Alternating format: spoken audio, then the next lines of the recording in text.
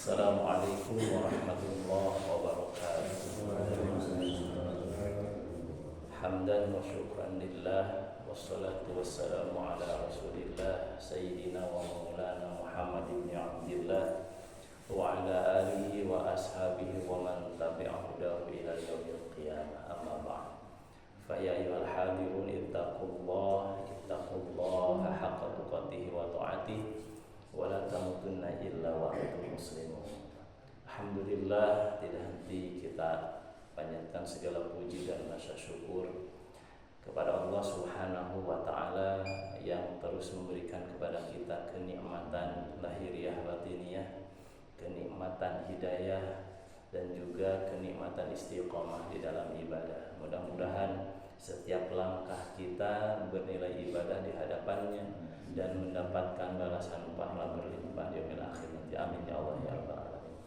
Dan tak lupa salawat serta salam terus mudah-mudahan Allah limpahkan kepada junjungan kita baginda Rasulullah Muhammad sallallahu alaihi wasallam, kepada keluarganya, sahabat-sahabatnya, dan mudah-mudahan kita juga termasuk umatnya yang mendapatkan syafaatul uzma yaumil qiyamah nanti. Amin ya Allah ya rabbal alamin. Hadirin jamaah rahimakumullah, bahasan tentang ikhlas ini lumayan cukup panjang gitu ya, karena memang setiap bab yang ada di dalam kitab ini memberikan kepada kita hikmah dan mau'izah untuk kita terapkan di dalam kehidupan kita keseharian. Mudah-mudahan ilmu yang disampaikan bukan hanya bermanfaat buat hadirin jamaah rahimakumullah, tetapi juga bermanfaat kepada saya yang menyampaikannya. Karena hakikatnya ilmu itu bermanfaat ketika ilmu itu diamalkan, baik yang menyampaikan ataupun yang mendengarkan. Hadirin rahimakumullah, kita lanjutkan kembali masih di bab tentang ikhlas. Bismillahirrahmanirrahim. Warawa dan meriwayatkan Abu Hurairah radhiyallahu taala anhu. Hadis ini diriwayatkan oleh Abu Hurairah radhiyallahu taala anhu anin Nabi sallallahu alaihi wasallam. Dari Nabi sallallahu alaihi wasallam annahu qala, sesungguhnya Rasulullah bersabda, yakhruju fi akhiriz zaman, akan keluar di akhir zaman aqwam, kaum-kaum lijilabid dunya mislul halal. Kaum ini mencari dunia ini seperti pemerah susu ya. Kalau Bapak lihat pemerah susu bagaimana, pemerah susu ketika mengambil susu itu kan tidak ada hentinya ya. Ketika seekor sapi betina itu masih diproduksi susunya, maka pagi sore pasti akan dicari susu ya. Artinya sangat bersemangat dalam mencari dunia. Wa fi nuskhatin ukhra, dalam nas yang lain ya, yajlibuna ayakuluna dunya biddin. Itu mereka orang-orang di dalam nas ini, kaum ini mencari dunianya ini, memakan dunia ini biddin, dengan cara menjual agama. Gitu, jadi agama dijual belikan. Dalam arti apa? Bahwa di akhir zaman ini ya, di akhir zaman ini tidak sedikit orang yang alim ya, orang yang alim dia menggunakan kealimannya untuk mengubah hukum atau memanipulasi hukum. Dan ini sudah diberikan sinyal oleh Rasulullah SAW bahwa kaum ini bagaimana kalau seekor sapi betina tidak sudah menghasilkan susu maka pasti akan dibuang. Dan bagaimana seseorang yang mencari dunia dengan menjual agamanya gitu. Kemudian Rasulullah SAW menyebutkan fayakhudunaha fayalbasuna libasa juludi dhani, maka mereka akan menjadikan atau mengambil dunia itu dengan cara berpakaian dengan pakaian domba. Firlin, dalam urusan lemah lembut alsinatuhum, lisan-lisan mereka ahla minas sukar, itu lebih manis daripada gula. Wa qulubuhum qulubud dhi'ab, sementara hati mereka seperti hati serigala. Yaqulullah, maka Allah Subhanahu wa ta'ala berfirman, abi taftaruna am alayya tajtariuna al-ijra'ah. Jadi Allah Subhanahu wa ta'ala kepada orang-orang yang menjadikan agama ini sebagai jual beli. Kalau dalam ayat Al-Qur'an disebutkan wala tashtaru bi ayatillahi tsamanan qalila, itu berkaitan dengan orang-orang Bani Israel yang memberikan sebagian keterangan dari firman Allah Subhanahu wa ta'ala dengan cara kontrak. Sebagai contoh, ini mungkin dijadikan sebagai salah satu pelajaran bagi umat kita, bahwa jangan sampai lisan kita manis tetapi hatinya hati busuk, karena tidak ada keikhlasan di dalam hati.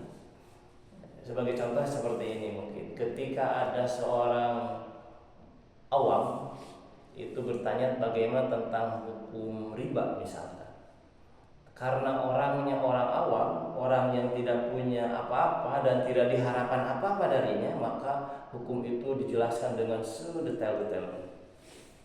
Tiba-tiba ada orang yang bertanya hal yang sama, tetapi dia memiliki jabatan, misalkan sebagai kepala cabang bank konvensional misalkan gitu ya. Dia tahu bahwa ini kalau saya terlalu keras nanti mungkin tidak akan diundang lagi gitu ya. Maka menjadi masalah ketika dia menjadikan posisi seseorang sebagai hukum yang berbeda. Atau misalkan hal yang sederhana, saya misalkan sudah punya jadwal nih di salah satu tempat masjid. Nah, ketika saya sudah berkomitmen, bahkan itu sudah terjadwal 1 tahun yang lalu misalkan, kemudian tiba-tiba di hari yang sama ada orang yang meminta kepada saya, Pak, ini untuk mengisi kajian. Wah, ini kalau dilihat-lihat nih, mohon maaf nih, amplopnya ini lebih tebal di yang baru ini. Sudah gitu ya. Ini mah tidak akan diterima yang kemarin. Kenapa? Biasanya ini mah amplopnya ada tipis, bahkan amplop aja gitu misalnya. Sementara yang ini biasanya ngasih banyak nih. Sudah, ini di cancel yang padahal dulu sudah duluan. Sementara yang ini baru. Kenapa? Karena ada hal yang dilihat dari materinya, dan bisa dipastikan orang ini tidak ikhlas. Ya, kenapa? Karena melihat dari materi dunia. Tastaruna bi ayatillahi tsamanan qalila, dia memperjualbelikan. Atau mungkin di tempat ini mah yang biasa memberikan, walaupun dalam hal ilmu agama yang lebih berhak adalah orang-orang yang mengajarkan agama.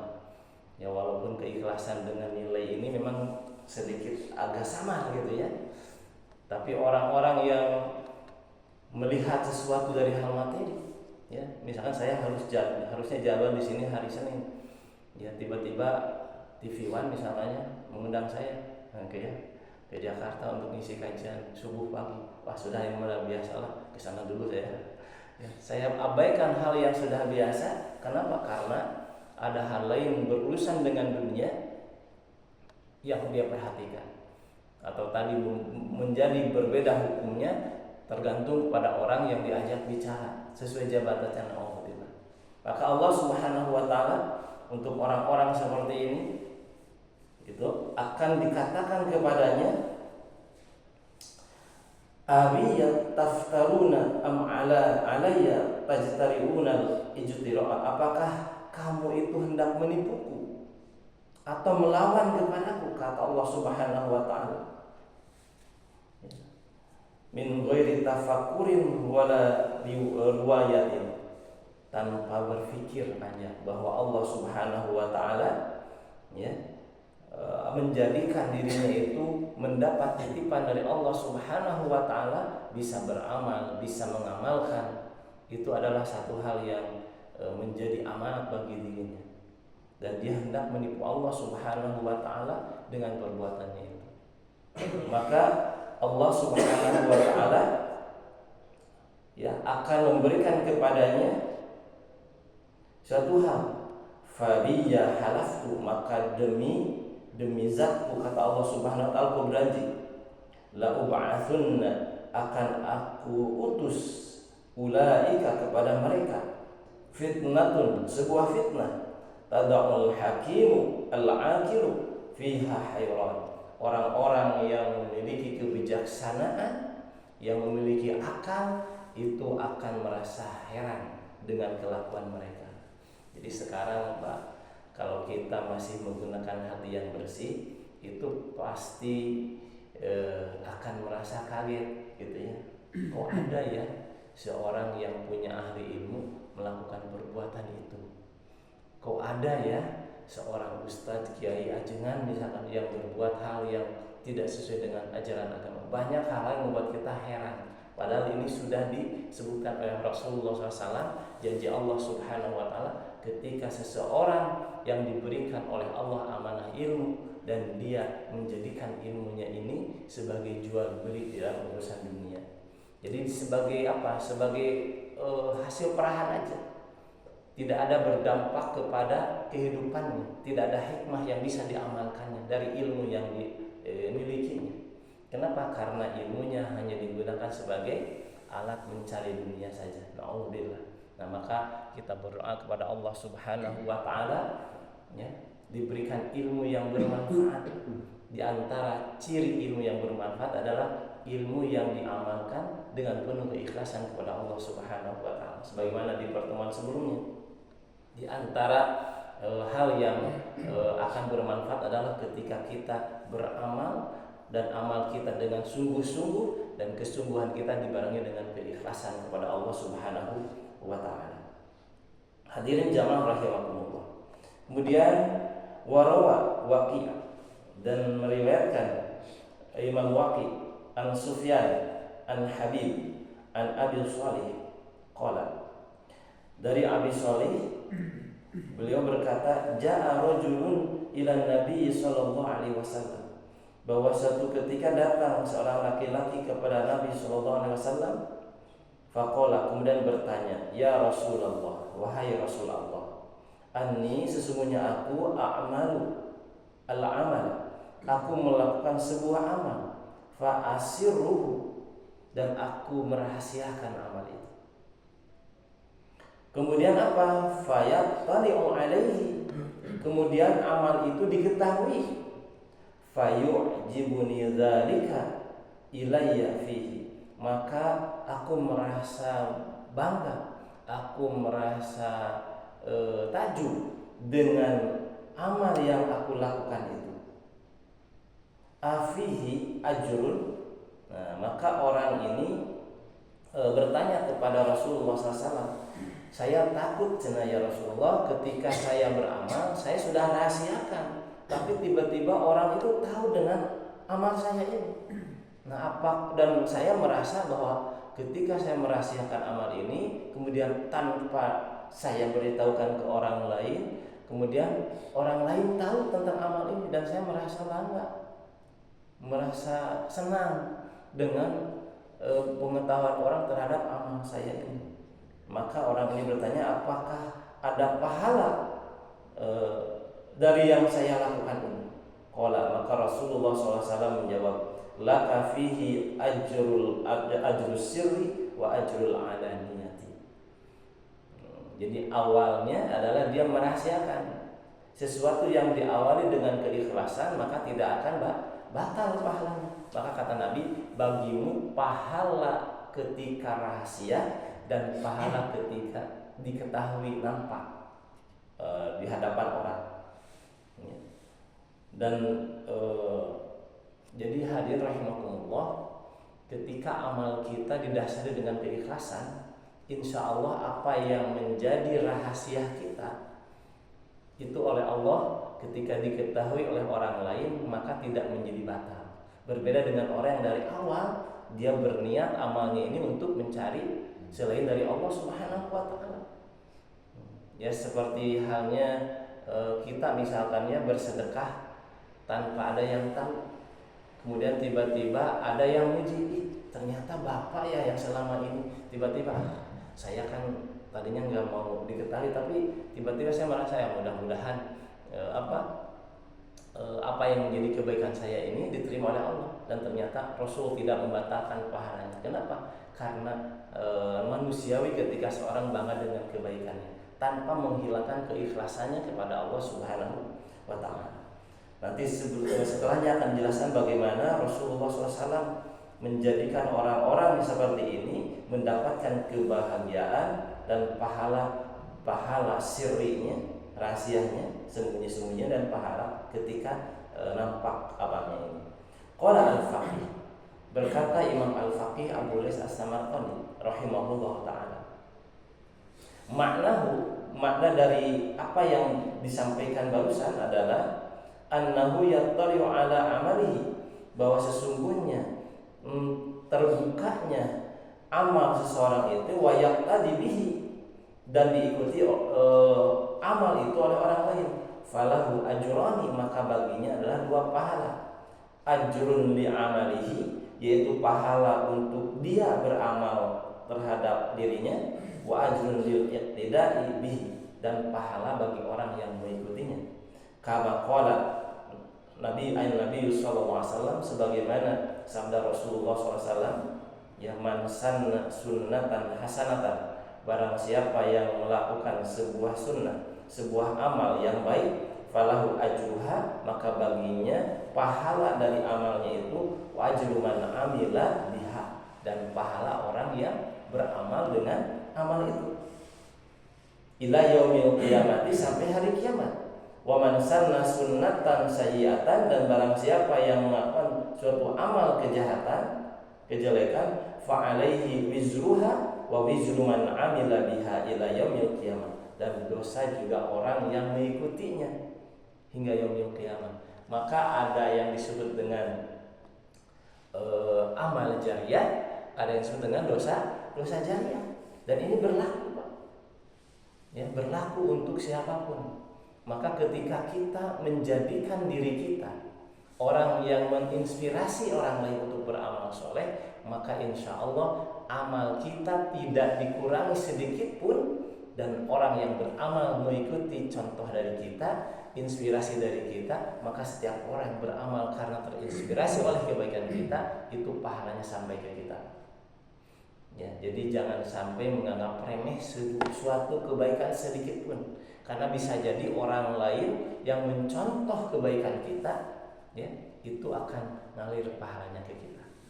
Ya, jangan meremehkan sekecil apapun kebaikan dan sekecil apapun nasihat, contoh, ya, ilmu hal, ya, contoh yang kita lakukan dalam kebaikan, karena setiap orang yang menjadi inspirasinya kita, diri kita terinspirasi oleh kita, itu akan ngalir pahalanya kepada kita.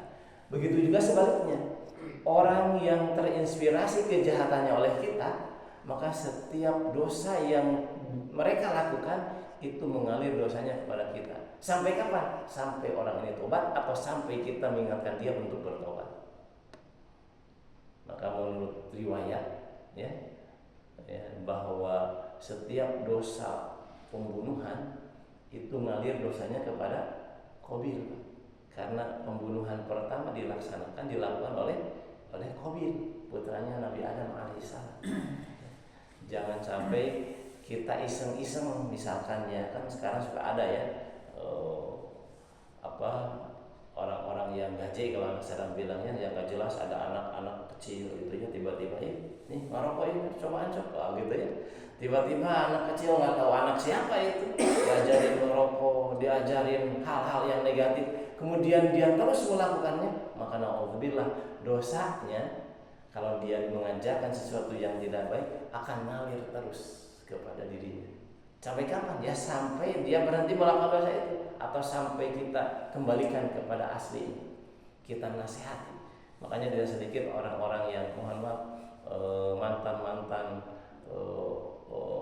misionaris yang memurtadkan banyak orang, ketika dia mu'alaf, dia menjadi gencar dakwahnya. Kenapa? Menebus yang kemarin, ya, sehingga banyak mengajak orang untuk kembali kepada ajaran agama. apa yang disampaikan oleh Rasulullah SAW, bahwa ketika kita beramal secara sirri, secara sembunyi-sembunyi, maka ketika diketahui nampak oleh orang lain dan orang lain merasa terinspirasi dengan kebaikannya, maka orang ini dapat pahala dari amalnya dan dapat pahala dari orang yang terinspirasi. Ya kan di kita juga ada ya terinspirasi sama Umar bin Khattab ya, bawa karung itu misalkan ya, karena dulu Umar bin Khattab kan pernah memberi gandum kepada rakyat yang kelaparan ya. Insya Allah kalau hatinya ikhlas, Umar bin Khattab kebagian itu pahalanya ya, menjadi pemimpin yang mengayomi rakyatnya begitu ya. Jadi Umar bin Khattab dapat tuh dari pahala pejabat-pejabat yang mengikuti Umar bin Khattab, yang sembunyi-sembunyi gitu ya, memberikan kesejahteraan bagi rakyat. Dan ini yang harus kita lakukan, hadirin rahimakumullah.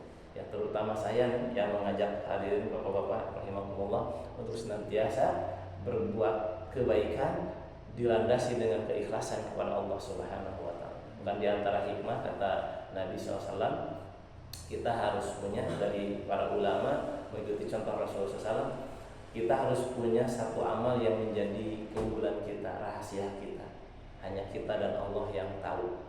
Dan di antara rahasia itu oleh Nabi contohkan, dan biasanya dibuka atau diberikan ketika ada isyarat bahwa kita akan meninggal dunia, gitu ya. Sehingga amal itu bisa dicontoh. Misalkan kita punya kebaikan yang hanya kita dan Allah saja yang tahu, insya Allah katanya orang yang seperti ini akan dimasukkan ke dalam surga secara rahasia juga. Tiba-tiba ada di surga, pas masuk, kenapa Bapak ada di sini? Saya mah sudah dari kemarin. Lewat mana? Lewat jalan khusus VVIP ya, jalan khusus. Kenapa? Karena ibadah yang dirahasiakan hanya kita dan Allah yang tahu.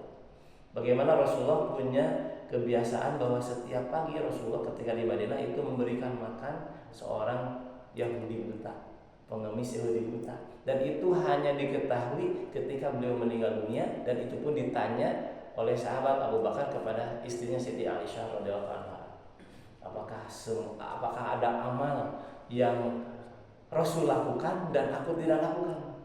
Kata putri beliau, kata Siti Aisyah radhiyallahu anha, kayaknya semua sunnah Nabi, apa yang dilakukan Nabi dilakukan oleh engkau wahai Bapak. Ya, karena kan Abu Bakar ini ayahnya Siti Aisyah radhiyallahu anha. Tapi ada satu kebiasaan Nabi katanya, ketika beliau sudah wafat, beliau tidak melakukannya karena beliau wafat, yaitu setiap pagi beliau memberikan sedekah makanan kepada Yahudi yang buta yang ada di pasar Madinah. Walaupun orang Yahudi ini tiap ada yang ngasih teh selalu mencaci Rasulullah SAW. Jangan percaya ke Muhammad, dia itu tukang sihir, dia itu orang gila segala macam. Padahal yang nyuapin itu Rasulullah SAW. Mungkin pernah dengar kisah ini Pak ya? Bagaimana Rasulullah begitu sayang, kebayang Pak ya kalau kita ngasih sedekah, terus yang dikasih sedekah mencaci maki kita. Kebayang kan? Pasti kalau kita bawa makanan ditaplokkan karena wajah namanya saya yang ngasih gitu ya. Tapi Rasul dengan penuh kasih sayang dikasih makan dengan pelan-pelan tanpa berbicara sedikit pun. Sampai akhirnya Sayyidina Abu Bakar As-Siddiq itu saya juga ingin mencontoh. Yang dicarilah di pasar, ternyata betul ada seorang Yahudi buta pengemis di sana yang selalu mencaci maki Rasulullah SAW. Kemudian beliau ngasih makan. Ketika masih makan itu, karena Rasul merasa Abu Bakar merasa gemes kan, ini orang menghina Nabi gitu ya, maka makannya ini agak sedikit ditoyor gitu ya. Kata yang si Yahudi ini siapa ini? Abu Bakar menjawab, saya yang biasa ngasih makan. Enggak, orang yang biasa kasih makan itu lemah lembut ke saya itu. Orang yang ngasih makan itu dengan hati-hati sehingga saya tidak susah untuk menelan makanan itu. Kamu bukan orang yang biasa ngasih makan saya. Maka pada saat itu Sayyidina Abu Bakar menangis. Kemudian menyampaikan bahwa betul yang bukan ngasih makan ini bukan orang biasa, karena beliau sudah meninggal dunia.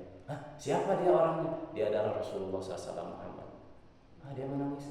Dia menangis kenapa? Karena tahu bahwa selama ini yang ngasih makan itu orang yang dihina, gitu, yang dihina. Dan itulah bentuk keikhlasan. Dia beliau tidak ingin mendapat balasan dari orang yang diberikan kebaikan. Jadi kalau Bapak berbuat kebaikan kepada si A, ya, dan ingin mengharapkan kebaikan dari si A ke kita, maka Bapak tidak ikhlas. Tidak ikhlas. Kenapa? Karena ingin dapat balasan dari orang, bukan dari Allah Subhanahu wa taala. Sehingga ketika Sayyidina Ali radhiyallahu ta'ala itu menjadi khalifah, beliau itu baik kepada siapapun, termasuk kepada oposisi, Pak. Dari zaman dulu sudah ada oposisi, Pak. Sampai sahabat dekat Sayyidina Ali itu berkata, "Wahai Ali, wahai khalifah, kenapa kamu begitu baik kepada mereka, bahkan kepada orang yang membenci kepadamu?" Maka kata Sayyidina Ali gimana? "Aku sedang melakukan kebaikan ini karena Allah, dan saya tidak mengharapkan apapun dari orang yang saya berbuat baik. Karena kontrak saya dengan Allah. Terserah mereka mau berbuat apa kepadaku. Yang jelas aku berbuat ini karena Allah Subhanahu wa taala."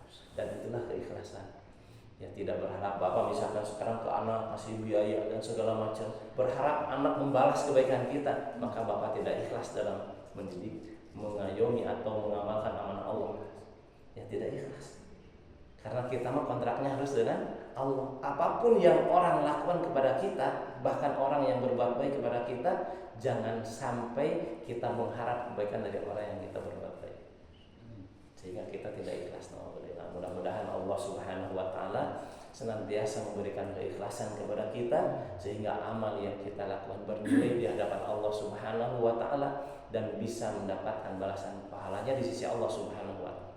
Dan mudah-mudahan Allah Subhanahu wa taala menjauhkan hati kita dari hal-hal yang berkaitan dengan riya, berkaitan dengan hal yang tidak diharapkan oleh Allah Subhanahu wa taala. Dan sebaik apapun kita, ya, mudah-mudahan Allah menerima semua amal baik kita.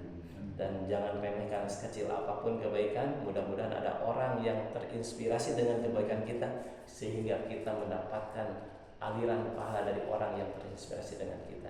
Dan jauhkan sekecil apapun kejahatan, kejelekan dan dosa, supaya orang lain tidak terinspirasi dari kesalahan dosa yang kita lakukan, sehingga kita terbebas dari dosa jariah yang terus mengalir kepada kita. Amin ya Allah ya rabbal alamin. Walhamdulillahirabbil alamin. Subhanakallahumma wa bihamdika asyhadu an la ilaha illa anta astaghfiruka wa atubu ilaik. Wabillahi taufiq. Assalamualaikum warahmatullahi wabarakatuh.